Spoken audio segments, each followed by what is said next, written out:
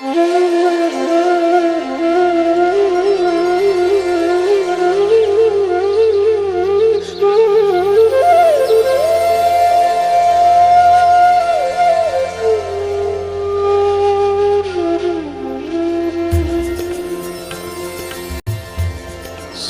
देखो, बता रहा हूं ना कि सत्संग उन्हीं को सुलभ होता है जिनके जीवन में थोड़े बहुत पुण्य होते हैं।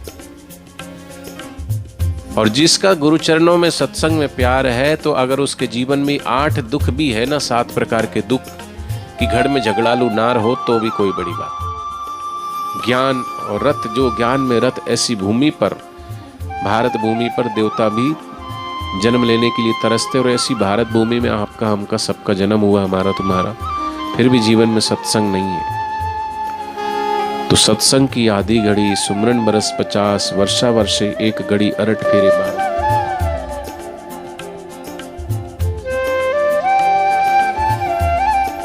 तो किसी ने कहा कि सबसे बड़ा कौन है? बोले आकाश, बोले धरती, बोले पहाड़, बोले नहीं। बोले सबसे बड़ा कौन? बोले अगर धरती सबसे बड़ी है तो बताओ, ये छोटा सा ये डेस्क है, ये डेस्क के नीचे ये तख्त है, ये इससे बड़ा है कि नहीं? बोलो। तो हमेशा छोटे को बड़ा जो है वो आधार देता है, सहारा देता है ना?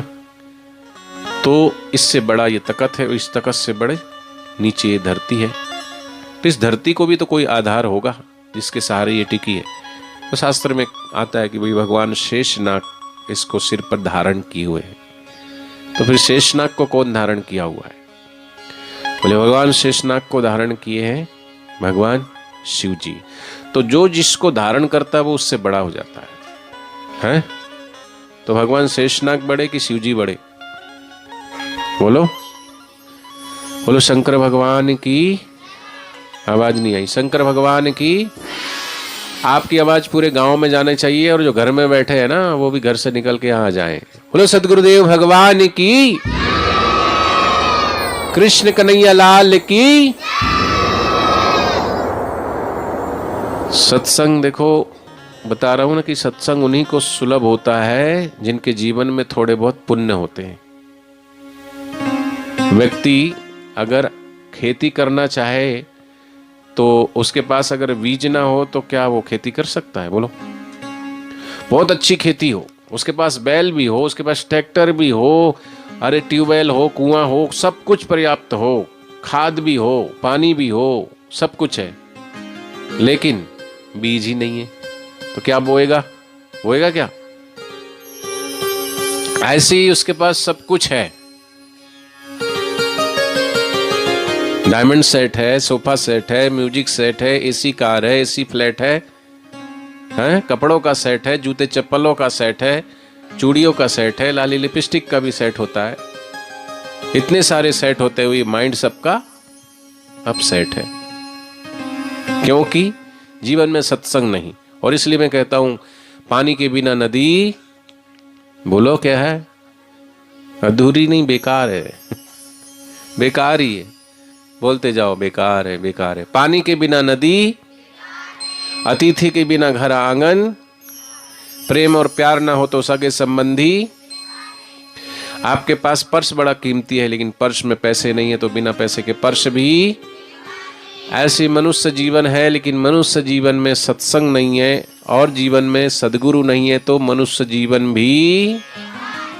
लेकिन तुम सब आए हो, आपका जीवन बेकार, क्योंकि आपके जीवन में सत्संग भी है और सद्गुरु भी है। बच्चे समझ के बोल रहे हैं, गलत थोड़ी ना बोल रहे हैं। आपका जीवन बेकार नहीं है। और इसलिए कहा, पहला जग में वो दुखी जो दिन रात रहता बीमार हो। हंसते रहो, ये बीमारी, वो व्यक्ति हमेशा दुखी रहेगा। पहला जग में वो दुखी जो दिन रात रहता बीमार हो, दूजा जग में वो दुखी जिसके घर झगड़ालू नार हो। Kit kit kit kit kit सुबह उठते ही लगती है, बस शुरू हो जाती है। तीजा जग में वो दुखी जिसकी ना औलाद आज्ञाकार हो, बच्चे आज्ञाकारी नहीं, वो भी माँ बाप बहुत दुखी होते हैं। चौथा जग में वो दुखी जिसे जुए की लत है और बार बार हार है। पांचवा जग में वो दुखी जिसे शराब की लत है, रोज पीता, वो घर में भी दुखी है। छठा जग में वो दुखी जिसका न कहीं आदर सत्कार हो।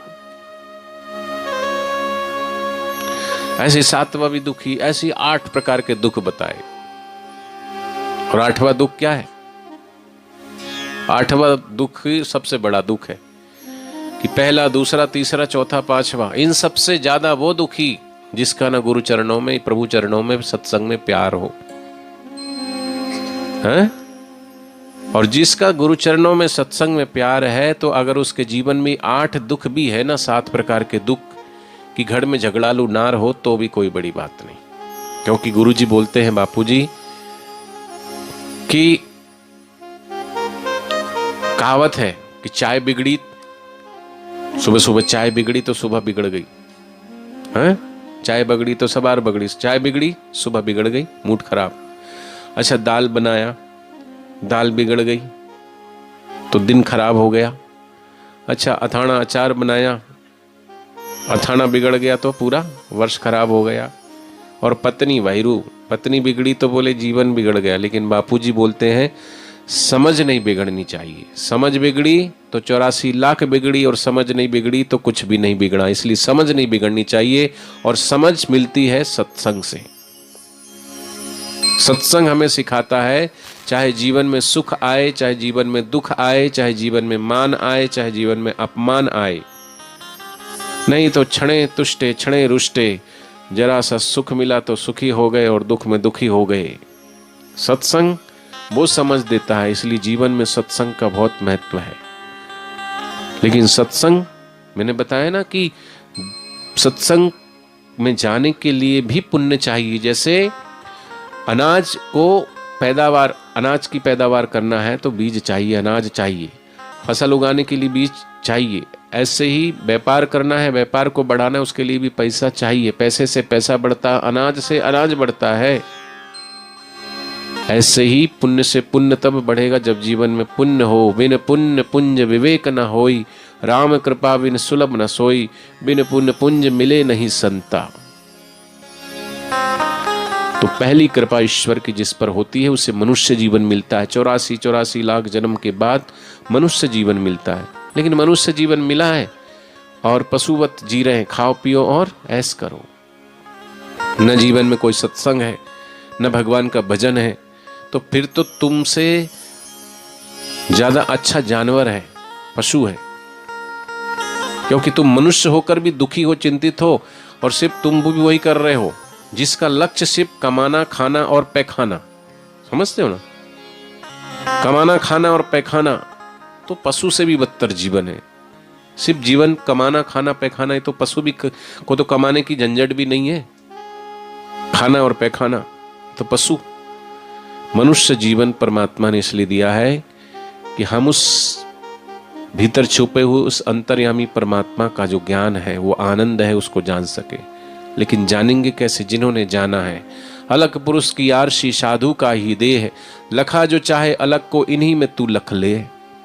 ऐसे सदगुरु के चरणों में पहुंच जाओ जिन्होंने उस आनंद को पाया है। ऐसे सदगुरु के चरणों में बैठ करके, इसलिए कहा गुरु शरण में आओ भाई, सत्संगी बन जाओ। सत्संग तीरथ सबसे चंगा, यही है गंगा, यही है जमुना, गोता रोज लगाओ भाई, सत्संगी बन जाओ। तो कुसंग तो आराम से मिल ही रहा है सब जगह, लेकिन सत्संग और ये भारत भूमि में जन्म होना है।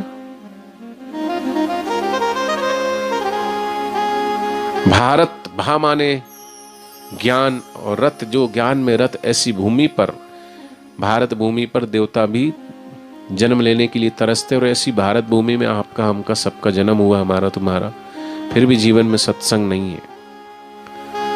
तो सत्संग की आधी घड़ी, सुमरन बरस 50, वर्षा वर्षे एक घड़ी, अरट फेरे 12 मास। तो वो सत्संग के लिए पुण्य चाहिए, और ऐसे सत्संग में पुण्य प्रदान करने वाले सदगुरु चाहिए। इसलिए गुरु का स्थान सर्वश्रेष्ठ कहा गया। तो जैसे शेषनाग भगवान शंकर के गले में है, लेकिन भगवान शंकर जब हिमालय पर्वत पर बैठे होते हैं तो हिमालय पर्वत के आगे बहुत नन्हे लगते हैं। तो क्या बड़ा हुआ हिमालय पर्वत? बोले हिमालय पर्वत अगर बड़ा होता तो हनुमान जी ने संजीवनी बूटी के समय उस पर्वत को एक हाथ से उठा के ले आए, तो कौन बड़े? बोलो पवन पुत्र हनुमान की। अगर बोले हनुमान जी बड़े हैं तो फिर हनुमान जी राम जी के चरणों में दोनों हाथ जोड़ के क्यों पड़े हैं? हनुमान जी के पास इतनी सारी विद्याएं, फिर भी राम जी के चरणों में क्यों पड़े? क्योंकि राम जी के पास ब्रह्म विद्या है। अगर राम जी बड़े तो फिर राम जी वशिष्ठ जी के चरणों में क्यों पड़े? क्योंकि वशिष्ठ जी उस ब्रह्म विद्या को देने वाले गुरु हैं। गु माने अंधकार, रू माने प्रकाश। जो अंधकार से प्रकाश की ओर ले जाए, जो अज्ञान से ज्ञान की ओर ले जाए, जो मृत्यु से अमरता की ओर ले जाए, ऐसे होते हैं सद्गुरु और उनका सत्संग, उनकी वाणी।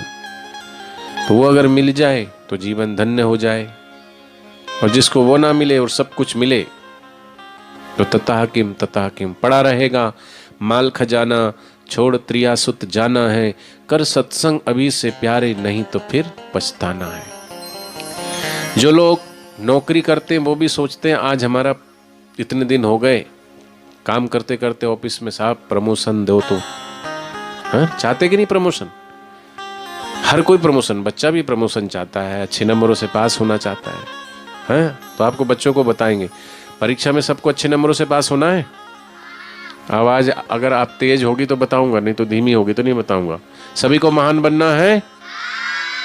हाँ, बड़ों को तो बनना नहीं, ये तो महान है पहले से ही। परीक्षा में अच्छे नंबरों से पास होना है, पूरी स्कूल में कि पूरी क्लास में? क्या? हाँ, पूरी क्लास में पहले नंबर से पास होना है कि पूरे स्कूल में? जो बड़ा है वो बोलेंगे ना, क्लास से स्कूल बड़ा होता कि नहीं? अच्छा, पूरे स्कूल में कि पूरे खैरी गांव में? अच्छा, पूरे खैरी गांव में। खैरी गांव कौन से डिस्ट्रिक्ट में आता है? पूरे खैरी गांव में पहले नंबर से पास होना है कि पूरे भंडारा में? पूरे भंडारा में कि पूरे महाराष्ट्र में? अच्छा, पूरे महाराष्ट्र में कि पूरे भारत में? पूरे भारत में कि पूरे विश्व में? अपने गांव का नाम रोशन करोगे, माता पिता का नाम रोशन करोगे, गुरुजनों का नाम रोशन करोगे। एक व्यक्ति, बच्चा, उसने बोला कि बच्चा वो जो अपने बाप का नाम रोशन करे, बेटी वो जो अपने माता पिता का नाम रोशन करे। तो वो गया घर पे और टेबल पे खड़ा होकर के और बल्ब पे नाम लिख रहा था।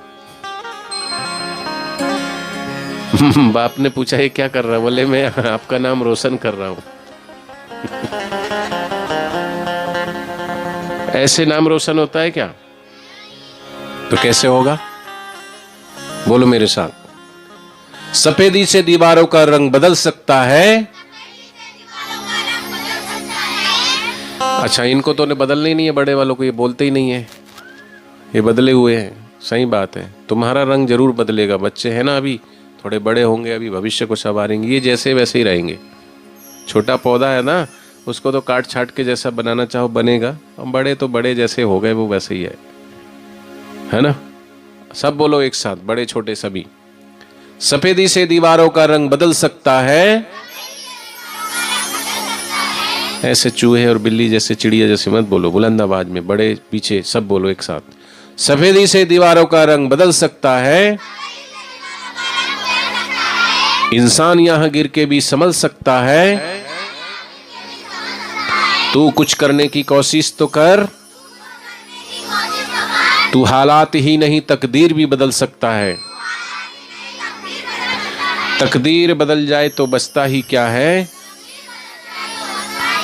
जीवन को महान बनने में लगता ही क्या है। कुछ किए बगैर जय जयकार नहीं होती, कोशिश करने वालों की कभी हार नहीं होती। हमें रोक सके ये जमाने में दम नहीं, हमसे जमाना है, हम जमाने से नहीं। हरिओम। हरिओम हरिओम।